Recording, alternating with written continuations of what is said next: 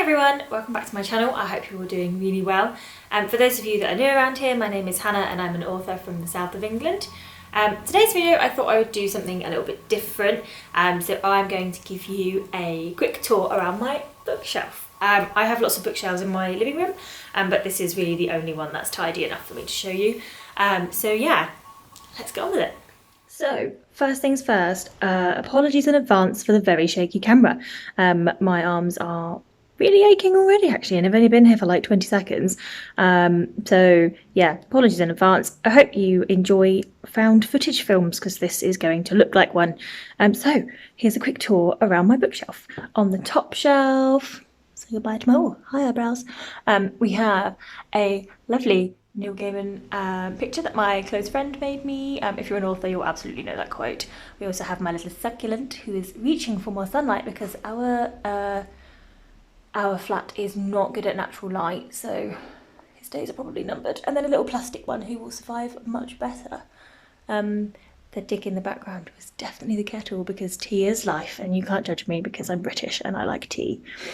Here is a incredibly stylish, very expensive IKEA print that I quite enjoy. Obviously that was a fib, it's really cheap. Oh, little shake there. Here is a picture of one of our best friend's weddings. It's lovely, resting on a little tiny stack of books. So Mindhunter is probably one of my favourite non-fiction books. If you've seen the Netflix show, you absolutely should read it because it's such a great supplement to that, and really opens up some of the characters, so it just gives you that like real depth into who they actually were and what made them tick, and it just makes the show that much creepier. We also have This Is Going to Hurt by Adam Kay, which is an absolute, just instant classic. Amazing. Definitely read it.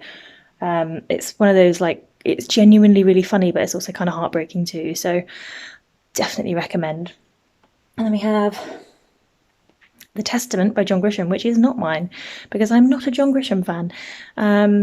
That's on Dan's to read, I believe. It's totally not my bag. We also have this, which is clearly not a book. I'm also in a local band in the area called the Calaveras. I will definitely cheekily self-promote those and shove those in the link in the comments below, sorry. And this was made for our first EP, so it's one of our pieces of art that went alongside it. Now we have some Morley Child, an Easter card, which feels like it was only yesterday, but was definitely a long time ago. And CJ Box, Badlands. Despite literally just saying that I'm not really into crime thrillers that much, every now and then I'll read one, but I do find them quite formulaic, so I get a bit bored of them quite quickly. CJ Box actually is kind of the exception to that rule, because I think he's a much more dynamic author. I think his stuff is quite cool. So if you're looking for a way into crime thrillers, and you're a little bit concerned that maybe they're a bit samey, maybe give CJ Box a try because he's pretty good. Going down a shelf. Ooh, I got a lift.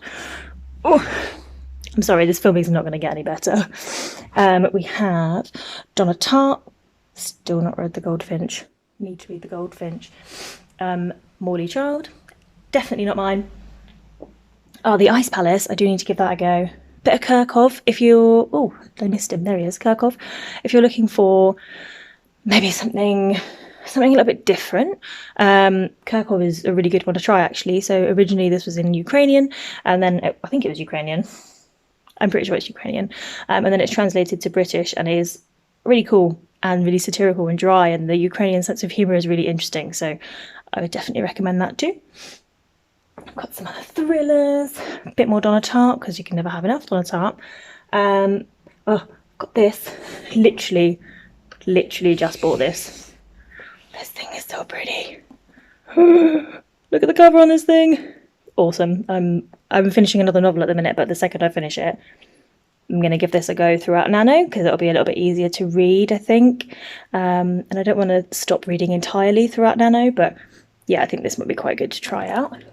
So we'll be giving Junji Ito a bit of a go. Can't get that back in. Oh, what else do we have? We have... my library card. We have another incredibly highbrow, expensive IKEA piece, which I did actually really like. And then we went to see Midsummer, and now it reminds me of that, and it creeps me out a little bit. So every now and then I'll turn it back to front because I don't like it anymore. But this is Dan's area of the shelf. Some more manga, a little bit of Attack on Titan. Mentioned them before. Bit of classic there. Bit of One Punch Man. Oh, next shelf. Oh, so many books. Oh, this is my little netball trophy. Do netball with a local team, and I love it. Got some more. Oh, got my sister, The Serial Killer, which I'm yet to read, but really excited to read. And I've owned that one for a while, and I definitely need to get on with it. And I've also got Adam Kay's newest. So it's this really dinky little book. I definitely expected it to be a bit bigger, but I'm not fussed. Like, I wanted it anyway. And this is 'Twas the Night Shift Before Christmas. And I am in no way affiliated to him, but I think this is a great size for a really handy little stocking filler. So pretty much everyone I know will be getting this for Christmas. Got some more Dexter. Got some non-fictions. Pretty much everyone I know that writes has this book. Save the Cat. Save my ass. It's amazing. Definitely, if you're a writer, you should probably own it. Also a little bit of inspiration. A little Neil Gaiman Art Matters book, which I love. Anything Neil Gaiman, I'll just lap it up. Sucker. Got a nice little postcard of where I live, just in case I forget where I live. The ever happy Cormac McCarthy. Don't read that if you're not feeling too happy. And then lots more thrillers and things. Got a really disappointing one, actually. Let's have a quick chat about this one. So this is Authority by Vandermeer. And yeah, it's really boring. Really, really boring. For starters, I remember it being green, not blue, which is quite bizarre. Maybe it's been bleached a little bit. But I read Annihilation quite a while ago. I read it and absolutely lapped it up, and I read it really, really quickly. It's quite short. It's the first time I read a sort of a horror sci-fi book that genuinely scared me. And it actually made me jump. Like, I read a bit of it and like physically, like, kind of through the book, and it genuinely made me jump. So I was so excited to read this one. And yeah, the pacing on this is just terrible because Annihilation is so fast paced.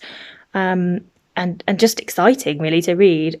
This is all just setting, in my opinion. It was really dull and really boring, and that's such a shame.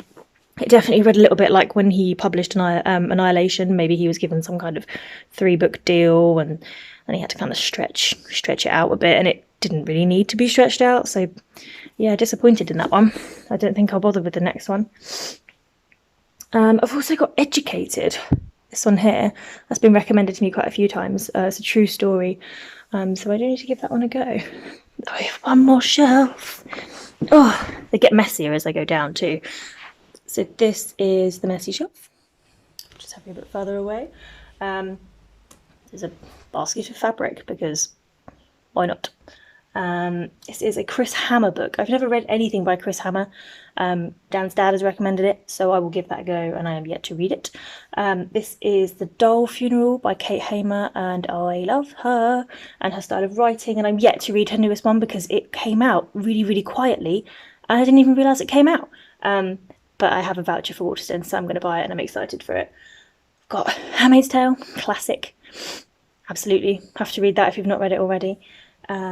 The End of Magic, which I mentioned in a previous video. It's one that I read when I was on holiday, and that is a fantasy novel, but it is a slightly different kind of fantasy novel in my opinion. I think if you want to try and get into fantasy, but it's not really your bag, or maybe if you're a bit nervous about reading it, because I think some fantasy novels can be super intimidating, I would definitely recommend End of Magic.